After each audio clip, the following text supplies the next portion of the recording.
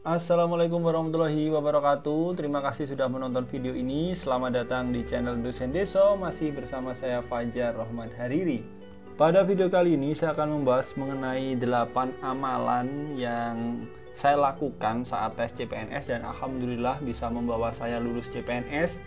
Dan di sini saya sharing, siapa tahu amalan yang sama juga dapat melancarkan usahanya teman-teman ya dalam menghadapi tes CPNS, atau setidaknya ini umum juga sih untuk melancarkan rezeki. Insya Allah juga bisa memakai amalan-amalan ini, dan ini saya sebut sebagai ikhtiar langit karena kita kan sudah ikhtiar belajar pasti ya dan sebagainya pasti ya, itu saya anggap sebagai ikhtiar dunia, dan ini saatnya kita merayu Tuhan dan saya sebut sebagai ikhtiar langit.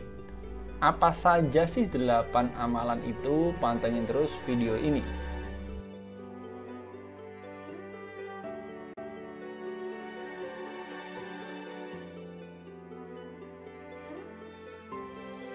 Allah berfirman dalam surat An-Najm ayat 39, dan bahwasanya seorang manusia tiada memperoleh selain apa yang telah diusahakannya.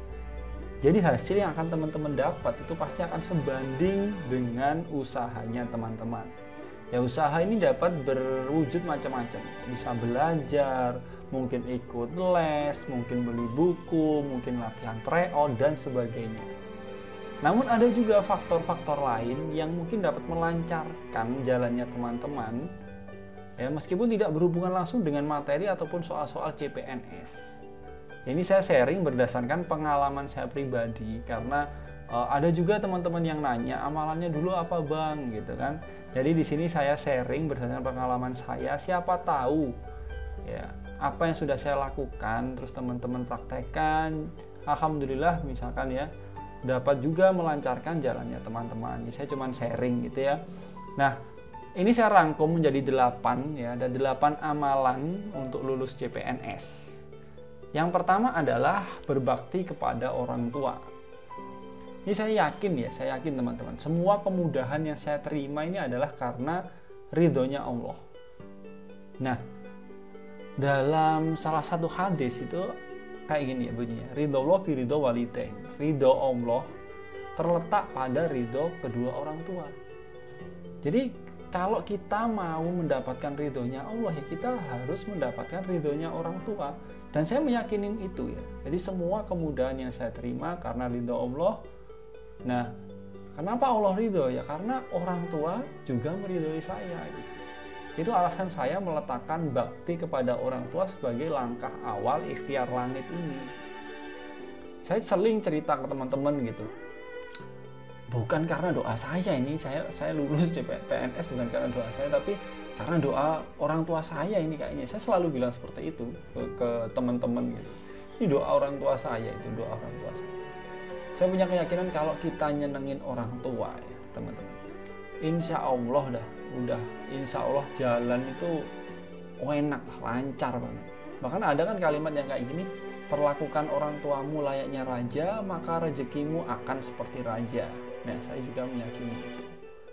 Ya, ini kalau teman-teman orang tuanya masih ada ya berbakti dengan baik, minta doa restu, kalau ada salah ya mohon maaf gitu ya. Insya Allah dah kita nggak usah ngomongin CPNS ya. Hal lain, rezeki apapun ya. Kalau teman-teman berbakti ke orang tua, baik kepada orang tua, saya yakin insya Allah pasti akan banyak kemudahan yang teman-teman terima gitu ya. Oke, kita lanjut yang berikutnya. Berikutnya adalah berbuat baik kepada pasangan. Ini buat yang belum punya pasangan ya ke orang tua aja dulu ya gitu ya. Kalau saya kan sudah menikah ya, dulu sudah menikah. Ini buat teman-teman yang sudah menikah ya. Kalau saya ngomongin dari sudut pandang saya sebagai seorang laki-laki ya. Tuh, saya itu punya keyakinan kalau saya nyenengin istri saya, itu insya Allah Tuhan juga akan nyenengin saya gitu. Itu saya meyakinin kalau saya ngambilin istri saya, nggak usah ngambilin ya, pokoknya nyenengin gitu ya. Kayak ada aja itu rezeki itu ada aja gitu. Ya, dan dasarnya juga ada gitu. Ya, berdasarkan Quran surat An-Nur ayat 32 ya.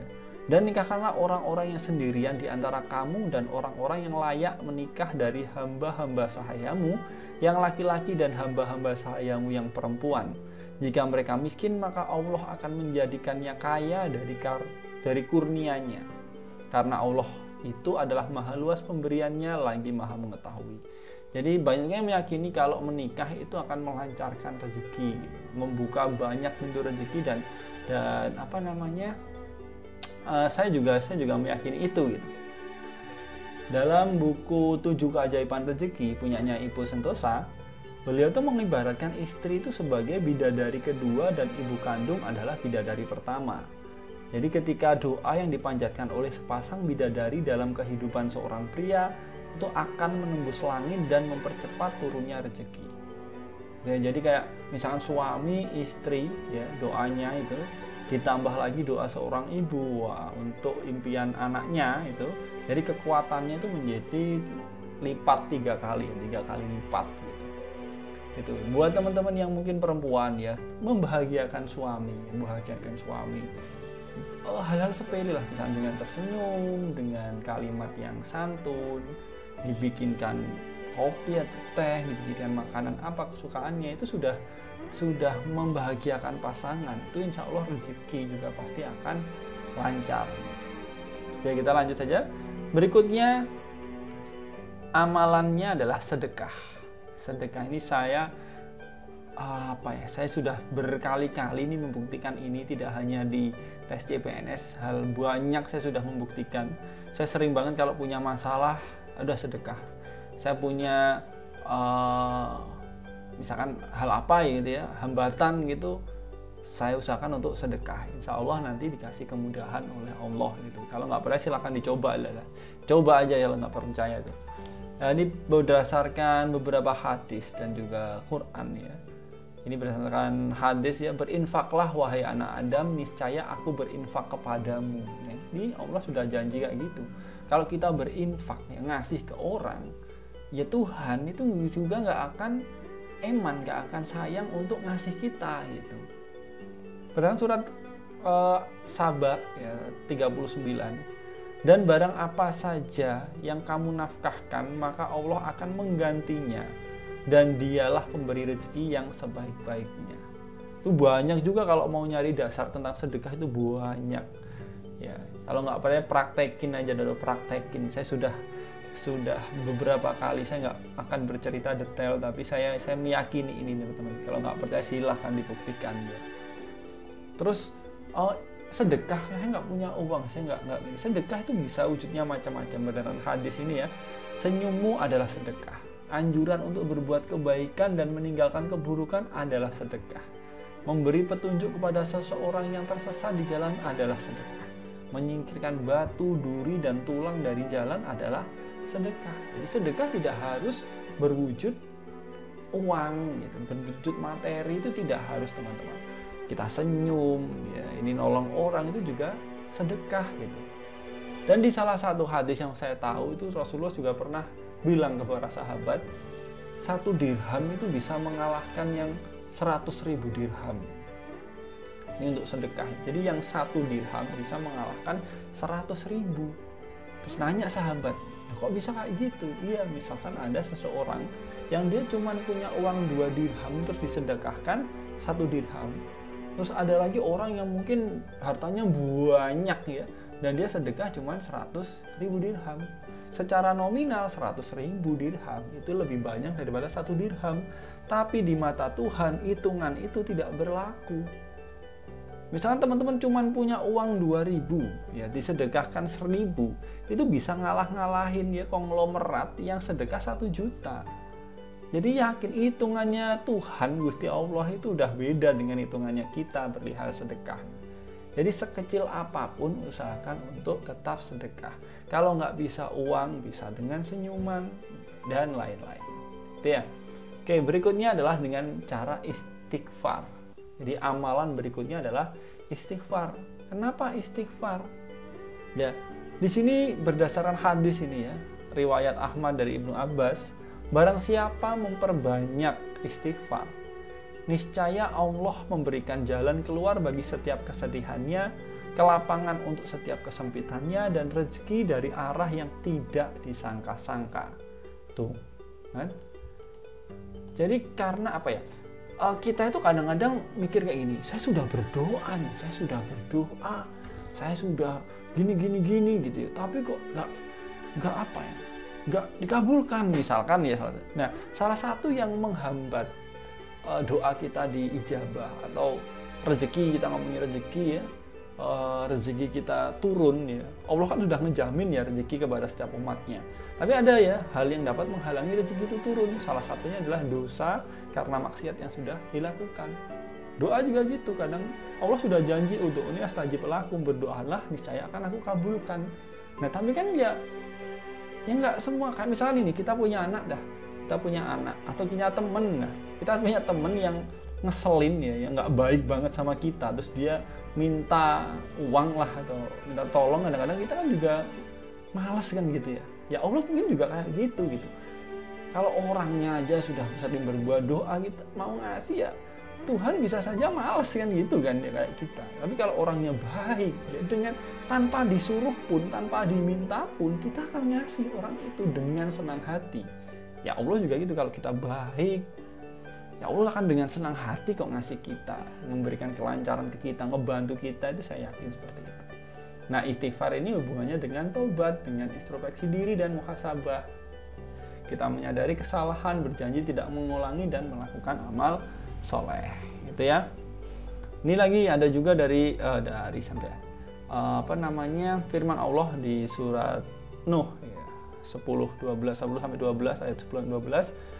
Beristighfarlah atau mohon ampun kepada Tuhanmu, sesungguhnya Dia adalah Maha Pengampun. Niscaya Dia akan mengirimkan hujan kepadamu dengan lebat dan membanyakkan harta dan anak-anakmu, serta mengadakan untukmu kebun-kebun dan mengadakan pula di dalamnya untukmu sungai-sungai. Ini bisa diartikan kita dikasih rezeki yang melimpah gitu. Oke, berikutnya amalannya adalah bersyukur ya teman-teman ya. Bersyukur. Mungkin sudah banyak teman-teman di share ya, Quran surat Ibrahim ayat 7 ini, sesungguhnya jika kamu bersyukur pasti kami akan menambah nikmat kepadamu, dan jika kamu mengingkari nikmatku masa sesungguhnya azabku sangat pedih. Ya jadi syukur itu korelasinya dengan nikmat. Jadi semakin kita bersyukur, semakin Allah nambah nikmatnya gitu. Ya bersyukurnya bisa dengan secara lisan maupun perbuatan ya. Jadi jangan cuma dapat terus terima kasih Tuhan, alhamdulillah, enggak. Perbuatannya juga diwujudkan dalam perbuatan ya, misalnya diwujudkan dalam perbuatan. Bersyukur juga dalam segala keadaan, dalam keadaan lapang, mau sempit, mau saat bahagia, mau saat sedih, mau saat mudah ataupun sulit, ya kita tetap harus bersyukur gitu ya. Nah kalau kita ngasih orang lah, orangnya senang berterima kasih ke kita mau ngasih. Kalau kita ngasih ke orang, terus orang yang dikasih itu kayak kita merasa senang ya, ternyata barangnya dipakai, ternyata dia memberi terima kasih ke kita dan sebagainya gitu ya. Itu kita mau ngasih ke orang kan pasti akan senang kan gitu. Tapi kalau kita ngasih ke orang, seorang itu nggak inget lah, nggak berterima kasih, nggak dipakai, tetap nggak baik ke kita, itu kan kita mau ngasih lagi juga males kan gitu kan. Kita ngelogika aja, kalau kita ke orang ya kemungkinan juga Tuhan juga seperti itu gitu ya. Jadi tetap harus bersyukur dalam keadaan apapun, tidak hanya berupa lisan tapi juga perbuatan. Oke. Lanjut, berikutnya adalah bertakwa. Bertakwa ini kita berusaha maksimal menjalankan perintah Allah dan menjauhi segala yang dilarang. Jadi ini saya nggak sempit terhadap, yang saya bahas ini nggak cuman di Islam aja, di agama apapun yang saya sebutkan depan tadi juga pasti akan mengajarkan itu. Berbakti pada orang tua, baik kepada pasangan, sedekah, istighfar, baik, intinya bersyukur. Intinya semua agama pasti akan mengajarkan hal-hal baik seperti itu, saya yakin gitu. Dan bertakwa, yang jelas bertakwa. Dalam surat At-Talaq ayat 2 dan ayat 3 ya. Barang siapa yang bertakwa kepada Allah, niscaya Dia akan mengadakan jalan keluar baginya dan memberinya rizki dari arah yang tiada disangka-sangkanya. Ya, jadi teman-teman ya bertakwa dong. Kalau bertakwa itu kan Tuhan pasti seneng ya ke teman-teman. Tuhan pasti sayang ke teman-teman. Jadi kalau sudah orang tuh, kalau udah cinta, udah sayang, itu udah apa aja akan dikasihkan tanpa perhitungan. Kalau kita senang sama lawan jenis, saya senang sama cewek tuh, ya itu saya pasti akan memberikan dia hadiah tanpa dia minta. Saya akan ngasih apapun gitu kan untuk nyenengin dia. Ya Tuhan juga kayak gitu. Kalau teman-teman dia bertakwa, jadi pribadi yang disayang oleh Tuhan, jadi pribadi yang dicintai oleh Tuhan, pastilah insya Allah pasti akan dilancarkan semua rezekinya, dilancarkan semua urusannya. Wes pokoknya enak lah. Oke, berikutnya ini adalah berbuat baik. Ya, berbuat baik ini yang sering saya bahas di video-video saya. Ya, saya berpendapat itu ini ya kayak hadis riwayat Ahmad ini, sesungguhnya Allah tidak akan zalim kepada hambanya yang berbuat kebaikan. Dia akan dibalas dengan diberi rezeki di dunia dan akan dibalas dengan pahala di akhirat. Lalu ada hadis berikutnya, sesungguhnya Allah akan menolong seorang hambanya selama hamba itu menolong orang lain. Ini yang saya yakini seperti ini. Saya dari dulu itu selalu ngomong ke teman-teman, kalau mau lancar, ya kalau mau Allah ngebantu kita, ya kita juga harus senang ngebantu orang lain. Ada juga yang nanya, doanya apa? Saya nggak ngerti. Kayak kalau ada yang pernah tanya dan juga pernah saya bahas juga di salah satu video saya. Mungkin saja bukan karena doa saya, tapi karena doa orang-orang yang pernah saya bantu gitu. Kayak misalnya kita ngebantu orang hal-hal sepele saja, hal-hal sepele sekecil apapun. Kita ngebantu orang, seorang itu kayak ngomong, terima kasih banyak ya, maaf nggak bisa ngasih apa-apa, saya cuma bisa mendoakan semoga lancar segala urusannya. Nah, siapa tahu urusan kita lancar ya karena doa orang yang sudah kita tolong itu gitu. Jadi saya selalu berpesan ya berkali-kali di video saya, jangan pernah lelah untuk berbuat baik sekecil apapun itu, sekecil apapun itu. Jadi kayak entah itu hanya menyingkirkan batu di jalan, dan kan juga dianggap sebagai sedekah, juga perbuatan baik. Terus ada orang, ya Allah, nah itu kok bagus ya, kita didoakan sama orang. Kalau kita nggak didoakan sama orang, kita didoakan sama malaikat gitu. Kayak gini, ini salah satu hadis riwayat Tabrani ya. Siapa yang berjalan menolong orang yang susah, maka Allah akan menurunkan baginya 75.000 malaikat yang selalu mendoakannya. Nuh, enak kan? Kita nolong orang yang kesusahan, ya sama Allah dikasih 75.000 malaikat yang selalu akan mendoakan kita. Duh. Dan dia akan tetap berada dalam rahmat Allah selama dia menolong orang tersebut. Dan jika telah selesai melakukan pertolongan tersebut, maka Allah akan tuliskan baginya pahala haji dan umroh. Dan siapa yang mengunjungi orang yang sakit, maka Allah akan melindunginya dengan 75.000 malaikat. Dan tidaklah dia mengangkat kakinya, melainkan akan dituliskan Allah baginya satu kebaikan. Dan tidaklah dia meletakkan tapak kakinya untuk berjalan, melainkan Allah angkatkan daripadanya. Allah akan ampunkan baginya satu kesalahan dan tinggikan kedudukannya 1 derajat sampai dia duduk di samping orang sakit, dan dia akan tetap mendapat rahmat sampai dia kembali ke rumahnya. Tuh, kita berbuat baik yang doain banyak, nggak cuman manusia. Kita nggak usah, misalkan kita nggak nolong orang, nanti orang itu bakal doain kita nggak, ya udah nggak perlu diurusin.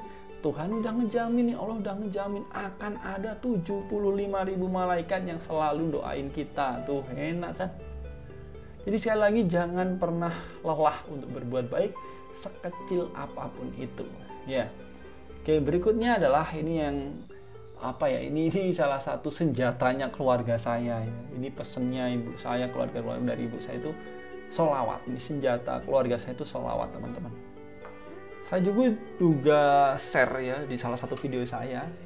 Atau ini saya ceritakan lagi waktu saya SKD, waktu tes CAT, itu saya ada banyak soal yang kadang saya nggak ngerti jawabannya apa. Itu saya sholawatin. Setelah saya ngerjakan, ya saya kembalikan, saya koreksi, itu saya sholawatin. Setiap soal saya sholawatin. Tahu-tahu ada beberapa soal yang saya kan ngomongin TWK nih. TWK kan memang saya daya ingatnya lemah ya. Saya nggak ngerti sama sekali itu ya. Bingung saya dengan TWK. Aduh, nggak tahu jawabannya yang benar apa. Itu saya sholawatin, soal-soal saya sholawatin. Tahu-tahu ada di beberapa soal itu saya pas waktu ngesolawatin itu kayak bukan ini aja. bukan ini jawabannya. Jawabannya apa yang benar, nggak ngerti. Yang jelas kayak saya dikasih tahu bahwa jawaban saya salah. Akhirnya saya ganti jawaban saya dan alhamdulillah untuk SKD lulus apa lolos ya, anggap aja lulus itu ya, lolos ya lulus gitu aja ya, lulus. Dan waktu SKB itu saya ngamalkan salah satu sholawat Nariyah. Di saya perjalanan itu saya kan tesnya di Malang, rumah saya Kediri. Jadi dari Kediri sampai Malang di perjalanan saya perbanyak sholawat Nariyah. Sebelumnya saya juga mengamalkan sholawat Nariyah itu, saya baca, saya ucapkan berkali-kali gitu. Ya alhamdulillah waktu tes itu saya diberikan kelancaran waktu SKB. Ya kelancaran waktu menjawab, ya waktu micro teaching dan sebagainya. Jadi saya juga pernah ceritakan kalau selisih saya dengan saingan saya kan 40 poin. Dia itu nilainya tertinggi se-UIN Malang, dan saya di nomor 2, selisih 40 poin. Ya alhamdulillah ya. Di SKB itu saya bisa ngebalap dia. Akhirnya saya yang lulus peringkat 1 kalau nilainya di total. Ya saya yakin berdasarkan amalan-amalan yang sudah saya sharing kepada teman-teman tadi. Ya, ada berbuat baik pada orang tua, berbuat baik pada pasangan, lalu sedekah, bersyukur, istighfar atau bertobat gitu ya, bertakwa, berbuat baik pada orang lain, dan juga sholawat ini. Dan misalkan apabila teman-teman sudah menjalankan semua itu ya, dan ujung-ujungnya kok nggak lulus, ya jangan nyalahin Tuhan. Mungkin ya, saat kita sedekah kita kurang ikhlas, saat kita berbuat baik mungkin kurang ikhlas gitu, atau mungkin saja kita sudah ikhlas tapi ternyata saingan kita amalannya lebih hebat gitu, mereka lebih ikhlas, lebih total, kita juga nggak tahu. Dan saya juga pernah cerita juga ya, saya yakin ya apa yang diberikan oleh Allah itu hal yang terbaik buat kita. Mungkin saja ya, ketidaklulusan kita adalah hal yang baik buat kita juga nggak tahu. Misalkan mungkin kalau kita lolos PNS itu jadi pribadi yang sombong, yang meremehkan ke orang lain, ya Allah menyelamatkan kita dari sifat-sifat seperti itu dengan tidak lulusan kita. Makanya berjanji ke Allah, nanti kalau saya lulus, saya akan jadi pribadi yang baik, jadi PNS yang baik.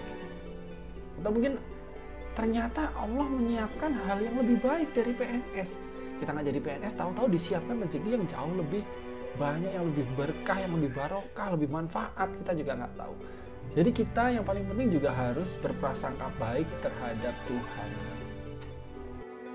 Ya, jadi itu mungkin yang bisa saya sharing teman-teman, semoga bermanfaat. Ya kalau ini bermanfaat silahkan di-share. Siapa tahu ya share itu ya, kalau kalian nge-share terus ada orang lain yang mendapatkan manfaat dari share-nya teman-teman, itu juga terhitung sebagai pahala, sebagai perbuatan baik.